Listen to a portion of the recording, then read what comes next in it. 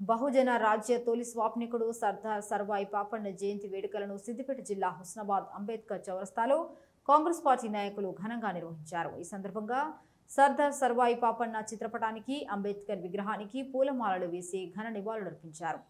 కుల మతాలకు అతీతంగా బహుజన రాజ్య స్థాపనకు కృషి చేసిన గొప్ప వ్యక్తి సర్దార్ సర్వాయి పాపన్న అని కాంగ్రెస్ నాయకులు కొనియాడారు।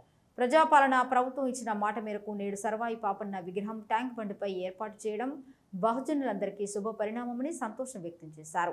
సర్వాయి పాపన్న గౌడ్ ఒక మన ఉమ్మడి వరంగల్ జిల్లాలో ప్రస్తుతం ఉన్న కిలాసపూర్ గ్రామంలో జన్మించి ఒక పేద గీత కార్మిక కుటుంబంలో జన్మించిన తను వాళ్ళ తల్లిదండ్రులు చిన్నప్పుడే తండ్రిని కోల్పోయినా కూడా తల్లి సాధకంలో పెరిగి గౌడ వృత్తిని ఎంచుకొని కళ్ళు గీస్తున్న సమయంలో అప్పుడు తురుస్కుల రాజ్యం ఉండే, తురుస్కుల రాజ్యం మన ఇండియాలో పరిపాలిస్తుంది హోటల్ కట్టుకొని।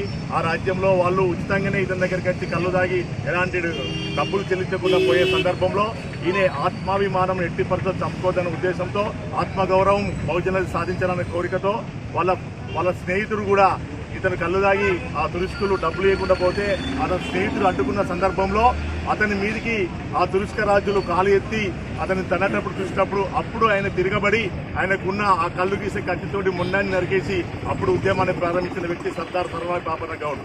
ఈ సందర్భంగా అప్పుడే మనం ఇలా కాదు, మనము ఆర్థిక సమానత్వము, రాజకీయ సమానత్వము మరియు సామాజిక సమానత్వం సాధించాలనే ఉద్దేశంతో అందరినీ ఒక 5గురు స్నేహితులతోటి ఒక దళం ఏర్పాటు చేసుకొని వారికి విలువిద్యలో ట్రైనింగ్ ఇచ్చుకొని ఆ బల్యంతో ట్రైనింగ్ ఇచ్చి ఒక సామ్రాజ్యాన్ని స్థాపించి ఎక్కడైతే ఆత్మాభిమానం తప్పబడుతుందో, ఆత్మగౌరవం తప్పబడుతుందో అక్కడ వీళ్ళు పోరాటం చేసి బహుజనులందరినీ ఏకం చేసిన నాయకుడు సర్దార్ సర్వాయి పాపన్న గౌడ్। ఈ విధంగా అతను చేసుకున్న సైన్యం చివరకు మొఘలుల సామ్రాజ్యం కూడా దాడి చేసి కొడితే కుంభస్థలాన్ని బద్దలు కొట్టే ఉద్దేశంతో అతని గెరిలా సైన్యంతో 1680 సంవత్సరంలో గోల్కొండ కిలాని బద్దలు కొట్టి గోల్కొండను స్వాధీనం చేసుకున్న బహుజన చక్రవర్తి సర్దార్ సర్వాయి పాపన్న గౌడ్।